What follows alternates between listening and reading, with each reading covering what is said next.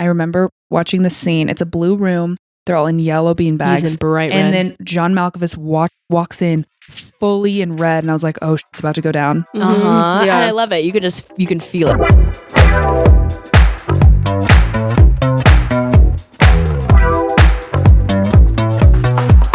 Hey. Welcome back To the Girlies Nights podcast. Season 3, episode 10. Wow. We're big girls now. Yeah, we made it to the double digits, big leagues. That's pretty crazy. We're so excited to be here with you. And thank you guys for being here with us.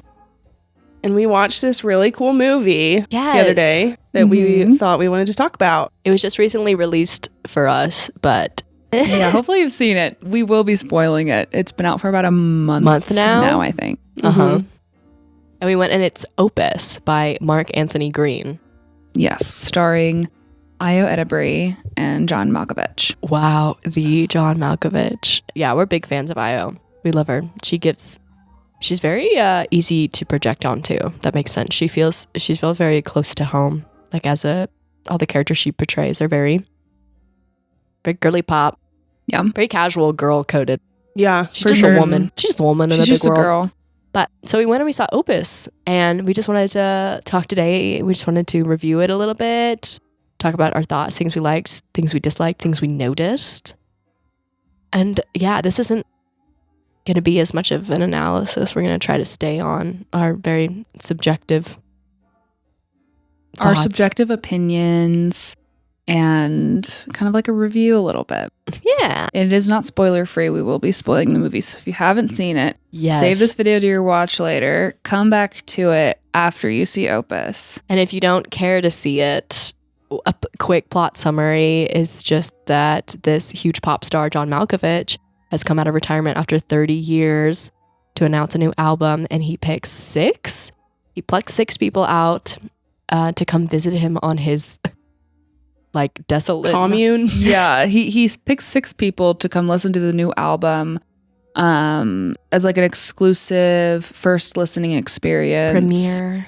Yeah, so before it gets like released to the public, these people get to hear it first. And our main girl, Ariel, played by Ayo Edebiri, Slay name. is like an entry-level writer with this journalism magazine company, and she surprisingly gets a basket amongst a bunch of like celebrities. Like there's a couple actors, an influencer, her boss, like the guy who runs the magazine. So she's just like kind of the oddball out in that sense, but she's also like kind of excited to like get this opportunity. And she wants, it's her goal to be an amazing writer. So she goes off to this ranch for like the few days that she's invited, and she notices that it's really strange and it's quite cult-like.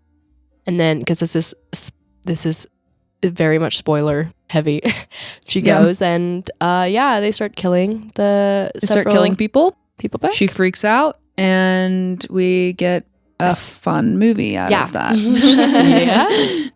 She escapes, and John Malkovich gets arrested, and apparently it was revealed that his entire plan the whole time was to invite her so that she would have this terrible experience and feel compelled to write a book about all of it, because she knew that she wanted to be a great writer, and so she does. And that was his magnum opus, and that's why the movie title is Opus. And I thought it was fun. Fun. There's a lot of reviews saying, a lot of people that feel like it's been done before. I mean, it is an A24 movie, and we have seen it in Midsommar already. We've seen it in The Menu, which, by the way, is the same cinematographer. Oh, really? Yeah, Really? That did The Menu. He also is the same cinematographer. I think he's done a few The Bear episodes. Oh, so they've all worked together. That's so interesting, because I had watched The Menu the day before we went to go see it. And then I was like, this feels really similar. And maybe because it was the same cinematographer, it was similar shot styles and the cult kind of aspect. Yeah. His name is Tommy Maddox Upshaw, which is just a sick name. That's a crazy name. Yes. And Tommy Maddox Upshaw. And then the director's name is Mark Anthony Green. And didn't you say that was an epic name too? Yeah, because Mark Antony is Cleopatra's husband. So sick names. Ayo, sick name. Yeah. Very They epic really names. do. Like when you hear the name Tommy Maddox Upshaw, you're like, that's a celebrity. Yeah, Mhm. I don't think that about my own name. Yeah. I'm like, we're gonna need to change her upon entry. So what were some things that you guys immediately noticed? I noticed, shout out your boy Tommy, and like really great cinematography. I think that's the story. Like I said, we've seen it before, Midsommar, the Menu. So it seemed a little, Have I you just seen it? I don't know. expected I feel it. like the menu isn't as culty and Midsommar isn't Mhm. as critical of rich people and like the elite. Mhm. So Different themes. I kind of. described it as Midsommar meets the menu. It's like it takes those Yeah. elitist themes from the menu and puts them in the cult of Midsommar. I think if this movie had been released maybe 10 years earlier, I think it really would have been Even 5 incredible. years earlier. Yeah, truly. But they did everything in the movie, and I really appreciated it as like a filmmaker, was very intentional. And like Mhm. the cinematography and like the set design and the color was all very on the nose. And there's a really beautiful soundtrack that's throughout the film, Mhm. and it's like very earthy, and it's by Danny Benzi and Sander Jurians, I believe. And the soundtrack was really unique. You guys talked about that too, and I feel like Mhm. that's very prevalent in a lot of like culty movies. Is they kind of have these like sound, like weird natural sounds, funky soundtracks that Yeah. like are kind of a little bit Like hypnotic. in a White Lotus. Yep. Like Oh. that soundtrack is so iconic. Yeah. And then even Severance has like that weird like yup. I Mhm. love me some Severance. And Midsommar is like the whoo. Like there's a lot of like those kind of sound effects. So once again, A24, they did like a really good job with the soundtrack. What did you Mhm. guys notice specifically about the cinematography that you enjoyed? For me, at the very, very beginning, like the opening shot is on the back of John Malkovich, his Mhm. character, the artist.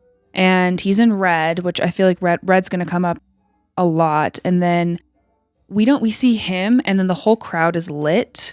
And then we get individual shots of each member in that crowd Yeah. and like isolated. So Yeah. it's like a dark background and they're lit up and they're like picked out of the crowd. So it really focuses on the audience instead of the performer in this moment. And the movie waited like 15-ish minutes or so, like Yeah. until like that plot point to even show what the artist looks like. Yeah. It was just like the vibe surrounding his name and what people say about him and what people know about him and all the news outlets and social media people talking about him. Like everybody talks about him, and I just noticed a very prevalent emphasis on the audience before we even met the performer. And they have this iconic, which was probably after. It was probably probably didn't do it practically, but they had like stars in their eyes, like from the Yes, lights. The eye light. Yeah, it was a really great establishment on like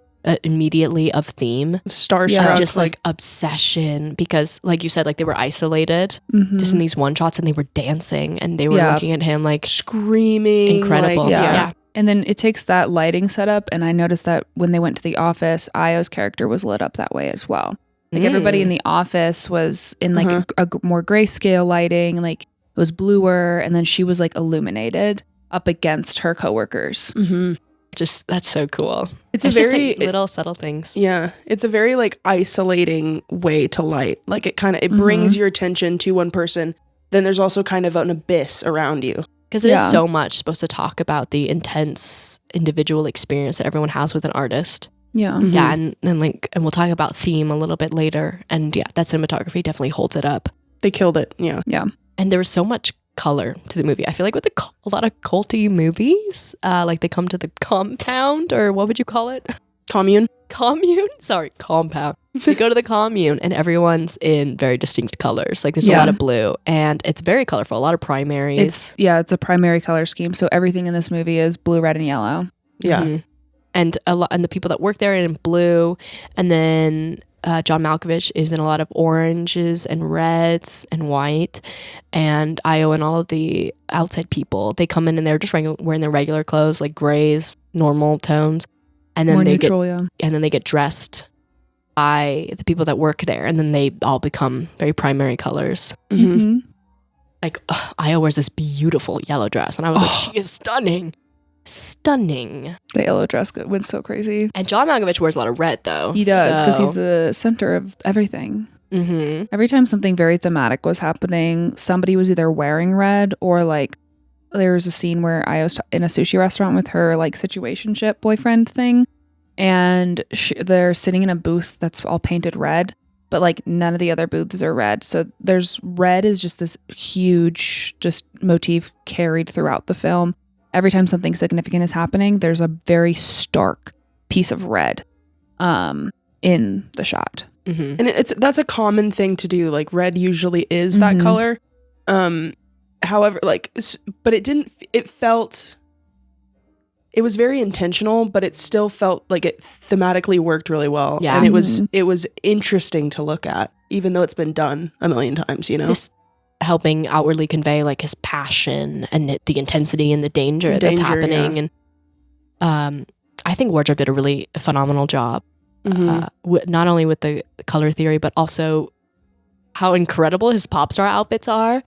Yeah. I read an article. I love the 70s inspired like outfits in the whole thing. Yeah. I read an article about John Malkovich and his inspiration behind the character. And he pulled a lot from Michael Jackson and he pulled a lot from Bowie.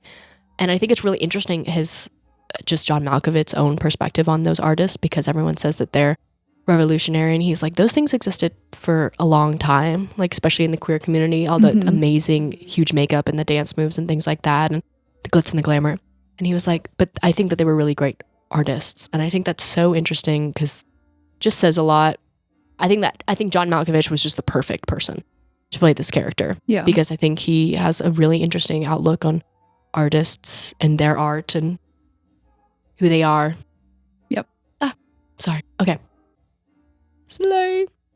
So, was there anything else you guys wanted to talk about with color, or what about the performances? I think Io was perfect cast for this. I think Mark Anthony Green, like she was his first pick.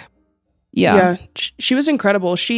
It's very obvious that she's kind of almost supposed to be the audience. Like she doesn't really know what's going on. She's learning as we're learning. She's kind of more like relaxed, kind of casual kind of person. And she's also very blunt. So this is how she kind of acts in a lot of movies. She's very typecast for that. And so we would be watching it thinking something, and then she would be like, why would I do that?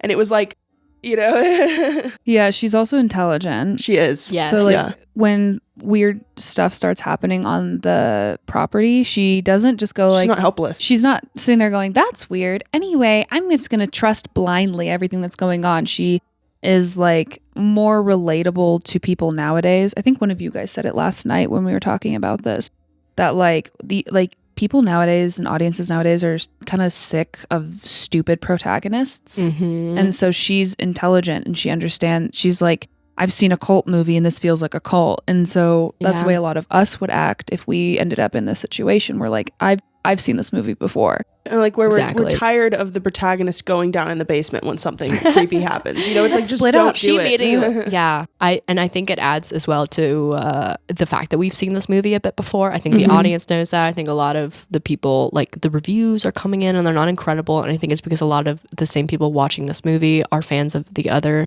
films that do a very similar cult analysis type thing.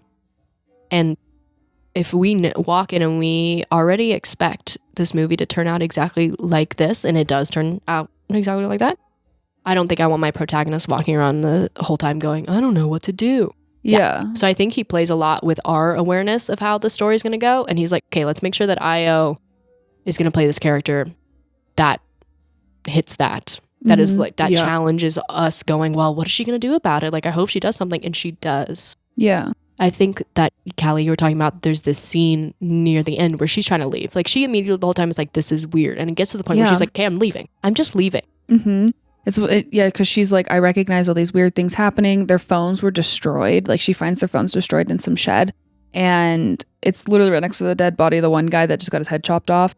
But she doesn't see that. She sees the destroyed phones and she's like, That's this is enough for enough. her. She's like, if they're destroying our phones, then there's something sinister going on. I'm leaving. And they're planning on us not leaving too. Yeah. That's like it, because they're not going to give us back our phones. Like, yeah, that's a huge sign. Very intelligent. So she is like, you know what, I'm leaving. And if you guys aren't as sinister as I think you are, you're just going to let me leave. And they like stop her. And then they have like this little girl who comes up and she's just like, you were supposed to watch my puppet show. And I was like, feels bad, but she's like, but I want to leave. I need to go home. And like, they were like, hey, you can watch this puppet show. You'll be right next to the window. You can see the exit. The bus will be here soon. Like, they reassure her that she can leave. There's just no buses right now. And so she's like, okay, fine. I'll watch your stupid puppet show. And then I remember watching the scene. It's a blue room. They're all in yellow beanbags. He's in bright red. And then John Malkovich walks in fully in red. And I was like, oh, shit's about to go down. Yeah. Yeah. And I love it. You can feel it. You're like, even if people didn't catch it, they're like, something's going to go wrong here. Yeah. It's a subconscious, we notice it because we've studied film, but it is a subconscious thing that people can tell. It's incredible. Yeah. Yeah. Got a little tips and tricks. And I think that scene adds so much to John Malkovich's character as well. What is his name? Murray? Oh, I can't remember. Oh no. I wish anyway, John I remember the Malkovich's name character. of the song that they all sang. It was Dina Simone. Release it, Margo. Please release it. Yeah, release the soundtrack to Spotify. I'm begging you. I feel like I wrote it down somewhere. Anywho, I love what it adds to his villainous character, because in that moment, like I said, they're kind of challenging our intelligence as well. And no, he fully manipulates me as well. Like John Malkovich, when he convinces her to stay, he's like, okay, we're going to do everything we can. Like, clearly she is upset for some reason. And you trust him. And you're like, no, is this guy really behind all this evil stuff? Yeah. And so they might just be a normal group of like kind of weird culty people. His name is Alfred Moretti. Alfred Moretti. Whoa, yeah, that's a villain name for sure. Yeah. And you were talking as well, Bella, I just want to hit back at how, because I think we'll expose more in the theme, but you were mentioning how Io is the perfect guide for us to go on this movie with. Like, she's very easy to project onto. And then also they included this conversation, which I really liked, because they're hitting at this conversation that I feel like hasn't been seen in media yet. And I think it's all in our minds. And maybe it's because we don't have an answer. And I think this is one of the things that maybe I didn't like about this movie, was that it didn't have an answer and it didn't even explore, honestly, trying to find the answer enough. But anywho, I like the conversation in the film where Io is discussing with her situationship about how she wants to be a great writer. And he tells her that she can't achieve that because she's middle class. She hasn't had any crazy experiences. She has like great parents. She's very middle. Yeah, she doesn't have an insane experience or something tragic that has happened to her. So how could she begin writing anything incredible that someone wants to read if she doesn't have a different view on things? Anyway, so I love this inclusion of it. And I also like the fact that Anthony Mark Green cast Io. And I'm pretty sure he said this in another one of his interviews. I'm so sorry. I think maybe it was just with GQ. I apologize. But he cast Io because,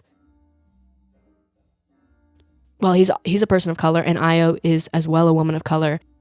And he's like, I wanted to include her because I think it's so incredible, because there's a lot of women of color that try to speak up about things and they're not listened to. Like, they're completely invisible. And so when he made the movie, he was like, I hope that women of color see this movie and they sit there and they finally feel like, yeah, see, you should have listened to her. Yeah. Because a lot of the times they get swept over.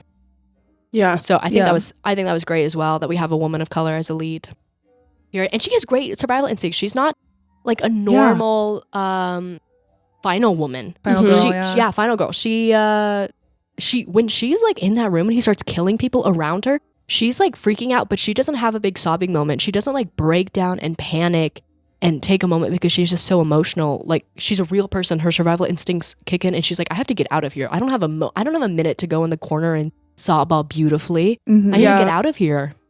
Like, she's not sitting there freaking out, hoping to be saved, or I don't know. Like, I feel like a lot of final girls, they start, like you said, they start sobbing. and then they're like trying to figure it out, and then there's like some random distraction that'll pop up, Yeah. and that's when she decides to escape. And this is like she's sitting there analyzing the situation, waiting for them to be too distracted with one of the other people in the room, and then she jumps out the window. Like, this girl was plotting and planning the whole time. Girl, we don't they have were time in for there. this. She's like, I don't have time to freak out. I just need to get the F out of here. Yeah. And I really liked her competence Mm-hmm. when watching this, because it's really as just a woman in the audience, watching her be competent and intelligent and be able to assess a situation, figure out the best way to get away. That was I loved watching her be a competent person. Mm-hmm. Me as well. So what are some things that we change or did not necessarily like, or maybe led to the film not exactly hitting as hard as I think they wanted? I think going back to that conversation she had with the situationship, I think that's so interesting as well. Situationship, how modern. Mm-hmm.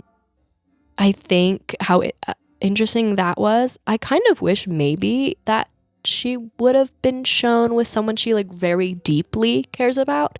Well, he mentions in that conversation though that like she's not even vulnerable with him. Like, he's like, you don't show anybody your heart on your sleeve. Like, you're not open as a person either.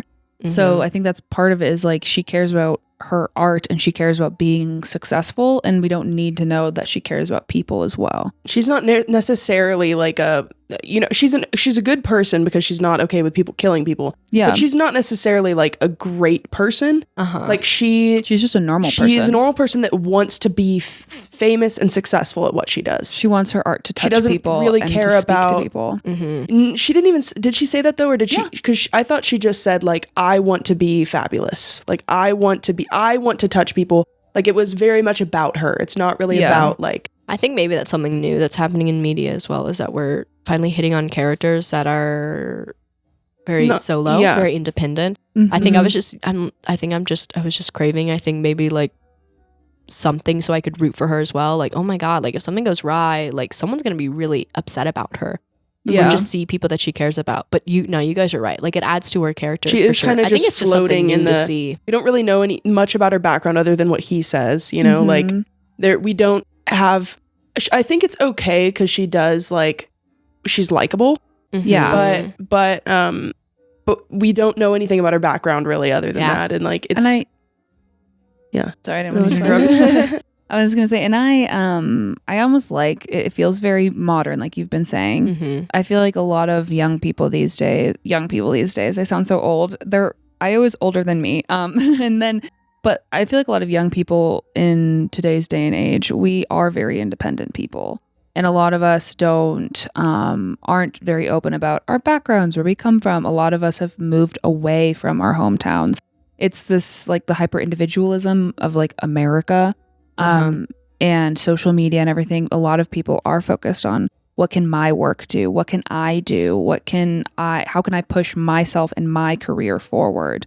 And I think that's part of why we don't really get to know her and her past as a character, because that feels very relatable to like a more young person's experience. Like, a lot of young people are like, what do I do next? How do I get my career, get my money up? Because recession and just a lot of people are focused on their career and not so much building relationships or connecting with their parents. A lot of young people stop talking to their parents. And I think with that, like the lighting and how that's kind of how they made us care about her, is like showing that she's important to us. Yeah. Because I mean, even if it's not family or something like that, like to root for somebody, you do kind of have to think that they're important and care about what they're doing. And they didn't really do that other than with like the shots and stuff. Like she didn't feel emotional. Like, she didn't have any sort of superhuman not superhuman characteristics of like, that she feels pain and she feels this. She's kind of just like a blank slate a little bit. And I kind of like that we're moving in that direction. So is there anything that you guys, like, how would you guys improve upon the movie if you could? Or what was something that threw you off, or what's like keeping you away from like a 10-star rating? Callie, you really liked it, right? I did really like it. Yeah, I didn't think that there's a lot you could change about it. Like we said, the cult thing is a little bit overdone, but I almost wonder if, like we said, I've seen this movie before, so her being practical makes sense in this case. I don't know. I didn't like the name of the religion. Levelism made me feel weird. I was like, I don't like that. That feels like a really cheap name. But I don't know. I liked a lot of it. I don't really think I'd change it really. What about you, Bella? I don't know. I think that it was done really well. I think it's not the cult movie thing is not necessarily. Again, I say that, but I love Midsommar and and the menu. But like, it does feel a little bit overdone, but I don't know exactly what I would change. I think it did a good job at doing what it was meant to do. Mm-hmm. Yeah. I think my only criticism is just that, once again, with the overdoneness, at least in A24 right now, with this concept, is, I don't know, maybe going maybe a little bit stranger with the things, like their traditions at the commune, I think, because we see them like pass around this piece of bread and it's like, oh my gosh, you said this, the supper. It was like the platform. It's like the Last Supper. Yeah, it's like the Last Supper where they, or the platform. I was saying, it reminded me of the platform on Netflix when it goes down, it's like a feast at the top and then by the time it gets to the bottom, it's empty. That's what it felt like because everyone's taking a bite of this bread and it's going all the way from the top where people have untouched bread and then near the end of the table, so you have to take like a slobbery bite of bread. It's disgusting. And so the way that they conveyed this like strange tone is through these little events that they go through. But I honestly felt like they weren't as ramped up, I think, to lead to an ending where he ends up killing 5 people. I think they were very, very normal. So I think it was trying to convince us a little bit that it wasn't going to go in that direction. Maybe. I think the director did try to hold us off on that for as long as possible. Yeah. And also, sorry, did you want to say something on that? Oh, I cut that off something I might have changed. Go ahead. Okay. I didn't want to like interrupt us, but I thought it would be more interesting if they killed them in succession. Because they all kind of died at the same time. Except for the first guy. Like, they kill a guy at the very beginning, and then there's, like, a long time where people get, like, injured. And we don't spend a lot of time with them as they're dying. Like, except for that girl who's, like, asphyxiated and choking like and choking slowly dying. We don't know her. Who's swollen. That's the influencer. Yeah, but we barely have any sort of connection to her. Like, I don't really care what happens to her. That's very similar. I put it as one of my criticisms as well, as I would spend maybe more time with the people that die. But I also think it's the same thing as Io. Like, I think we're just baseline supposed to be like killing is wrong, and that's why we don't care about them. Because these people really are just like vessels, essentially. Like they're who they are doesn't really matter as much. It's just they just needed to die, and that in itself is wrong. And I thought it was interesting because Moretti seems like a nice guy who's like pretty forgiving. But like every single one of the people he killed is somebody who like so much has slighted him in the past. Yeah. I also think that, did you want to say something, please? No, you go ahead. I also like one of my other criticisms. I think it's just overall, I think that maybe I liked the introduction of the message, and I think there's not an answer to it. I think I've already said. But Malkovich also did have a lot of lectures, which I enjoy because I love his like perfect diction. Love the way he speaks. But I don't think that the movie was necessarily making a fine point. Like I said, we didn't care much about these people, so and killing people is obviously wrong. It's like a commentary. It's a commentary on like society and on fame and greed and stuff like that. But it's not necessarily like it did feel very broad. Yes, like they knew exactly what they were telling, but it wasn't only in, which could be intentional. Like it wasn't only in this scenario. It was kind of a broad like themes and stuff like that. And I think, I don't know, it really explores, celebrity culture and like placing a celebrity on like the same level as a god. And then on top of that, it also explores exploiting your own trauma for the sake of art. Yes. Like the fact that Io's character, Ariel, could only write a bestseller simply because she was like low-key traumatized is a little bit of interesting. Like she's incapable of writing a good book just because she's mid. And it's like art shouldn't have to ride on the coattails of trauma and bad experiences because it gives this idea of the suffering artist and like you can only ever suffer if you're an artist. And then on same thing, Moretti is torturing himself as part of this cult.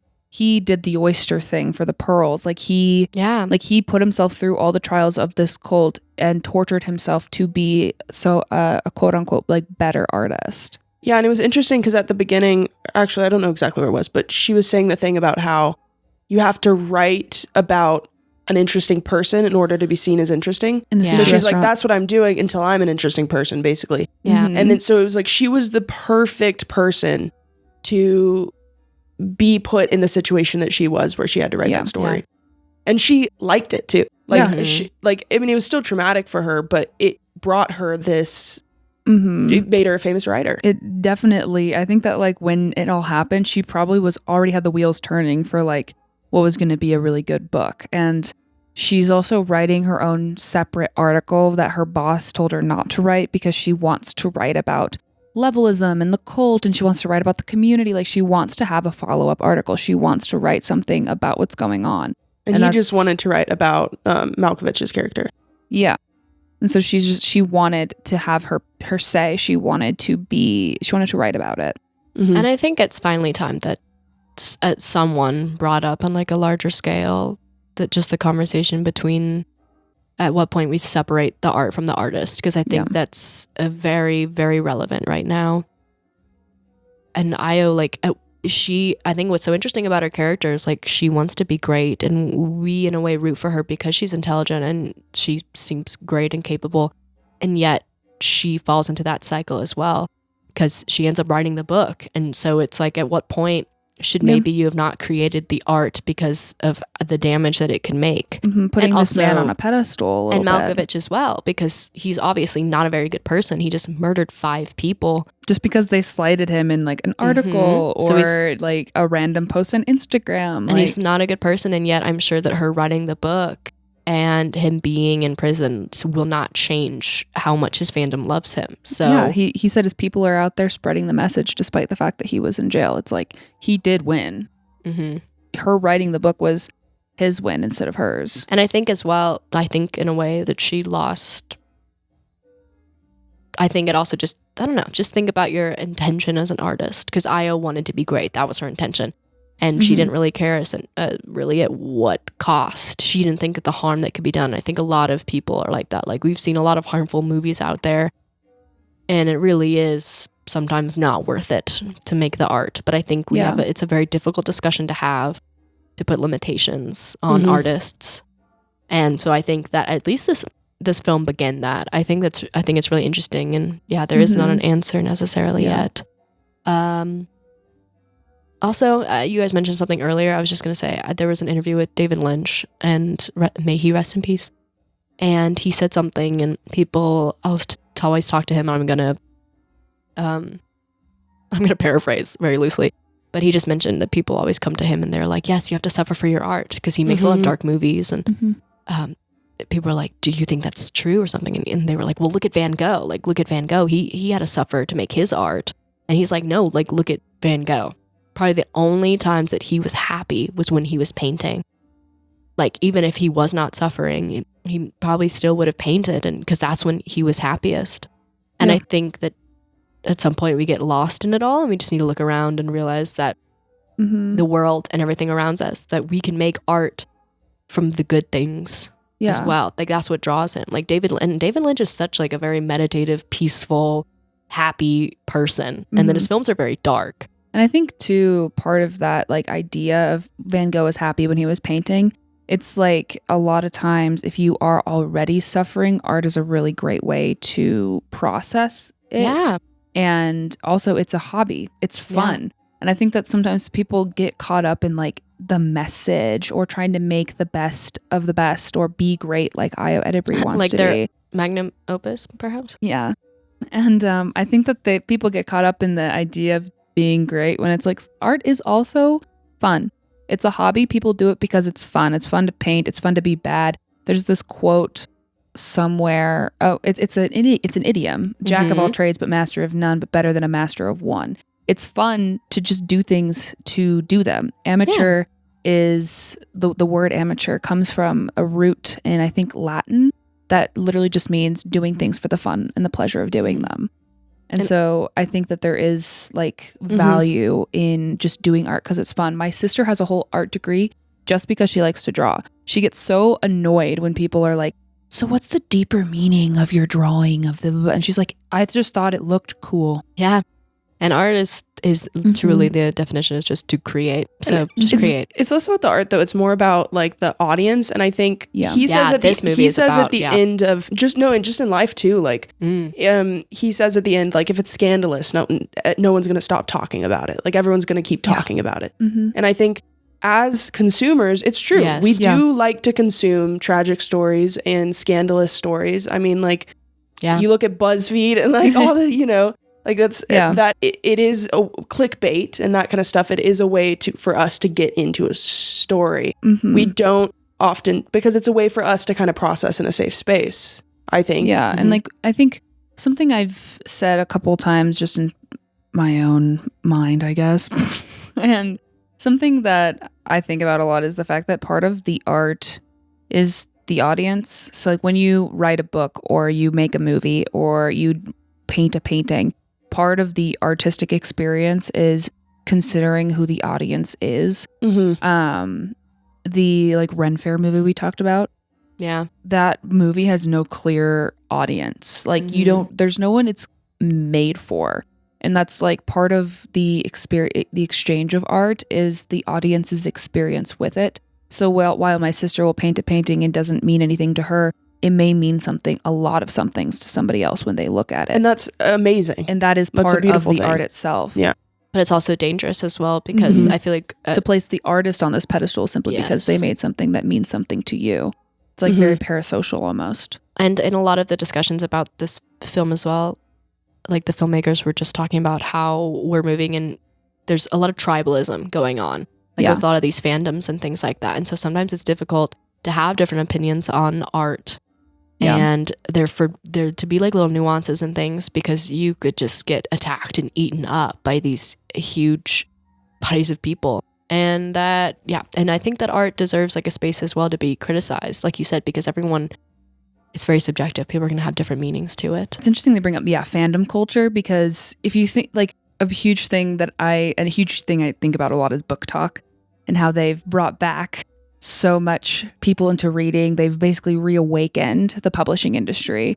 But like if I've seen a lot of people who criticize book talk because a lot of times the books that get promoted by book talk are not good. And as someone who's read a few of them, I would have to agree. But it's interesting because despite I don't like the ACOTAR series. It Ends With Us as a problematic book. These books are huge on book talk. And it's like, I may not have liked them, and I may also not think they're very good books, but they also are incredibly popular for a reason. Yeah, that's kind of, whenever we're talking about it, that's something that I say a lot is like, well, it's doing something for a lot of people because it's famous. Like, even if you don't think it's good, it got something. It exists. Yeah, it has something because there's something about it that draws people to it.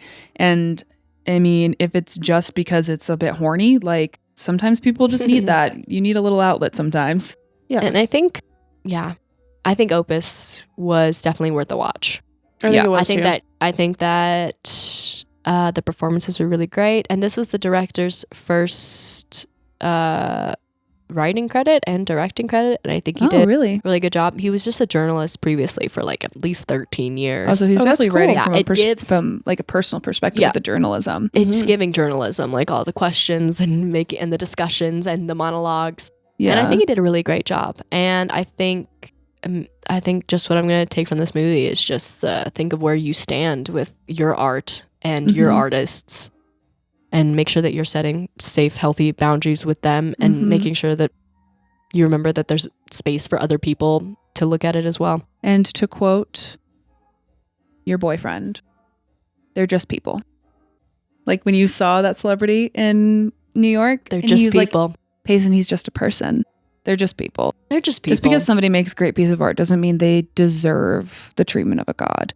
I think that we equate great art to incredible intelligence and think that we need to put these people and glamorize them and pedestal them. And it's like, just because Taylor Swift wrote some amazing albums doesn't mean that she is the greatest person of all time. She's just a person. And I think Malkovich did a really good job too, just in like his acting and his mannerisms. Like he was this god, but he was also miserable. Like there was like this super dark, like when you do that to people, like you think of like God as like the ultimate thing, but it's actually a very sad, like isolated place to be. Yeah. At the end, when he was taken away by the police, he was wearing bright white. The man was at peace. That man was holy. That man wanted you to consider him as godlike. But yeah, I think they did a great job with this movie. What would you guys rate it? You rate 5 stars? When I put one Letterboxd, I did give it 5 stars. And I will not be taking back my rating. My Letterboxd review reads, what would you call a group of people that do nothing? Congress? Oh, That's my favorite quote from the movie. It was so very funny. I snorted in the theater. I was like, oh. It was funny. It was tragic. It was beautiful. It was cool. It was very cool. Yeah, I don't know. I just bring them. Yeah, like it's that I like those types of movies, and so it was like I think it's different than The Menu and Midsommar. It's a similar concept, but I think that the actual message and the themes are different. The message and the messages and the themes were like probably one of my favorite like messages and themes that I've gotten from movies. Yeah. I think. Yeah, and it was so on the nose. It was really cool. Very cool. I think I'd give it a 3.5. I don't know why it's just not sitting insane with me for some reason, but I'll reflect on that. We'll see. Maybe I'll give it a rewatch. It deserves it. Maybe some more contemplation. Yeah. But don't eat me up, okay? Because art is subjective. We just talked about it. What about you, Bella? I would give it a 4. I think. See? Wow. I think everything was good, but I probably wouldn't watch it again. But I think it is something that everyone should watch. Yay. Well, thanks, Mark, Anthony Green, and Io, and John. Love you guys. And thank you guys for being here with us. We have got to go. I know. It was very informal. I apologize. She goes, thank you, Mark, John, and Io. It's like, yeah, besties. And Tommy. Because they're just people. They're just people. Also, oh my God, they're just people. Also, huge shout out to, oh my goodness, give me one moment, The Dream and Nile Rodgers and John Malkovich for creating those original songs. Incredible. John Malkovich sung them entirely on his own. Nile Rodgers has I'm worked with amazing artists before, and he claimed that working with John Malkovich was like working with Madonna because he's just such a hard worker and he makes it look so easy. And I was like, that's crazy. John Malkovich has never, I think he has 1 credit for like professionally singing in a role before. So this is his 2nd ever, and he's like 70 years old. And shout out, I was bumping. Begging for the soundtrack to hit Spotify. Either I'm stupid or it's not there, but I want this soundtrack on Spotify so bad. So thank you guys. Thank you guys for being here with us. Yay. Hanging out. Tell us what you thought about the movie if you saw it. Yeah. All right. We'll see you guys the next time in our in the 11th episode. We're going to be joined by Skylar next episode. Yeah. A little sneak peek. Skylar's coming back. And it's our second to last episode for the season, I'm pretty sure, right? This one is our the third to last, and the next one is the second. Yeah. So everyone, let's go. Okay, we'll see you guys soon. Bye. Bye. See you later. Bye.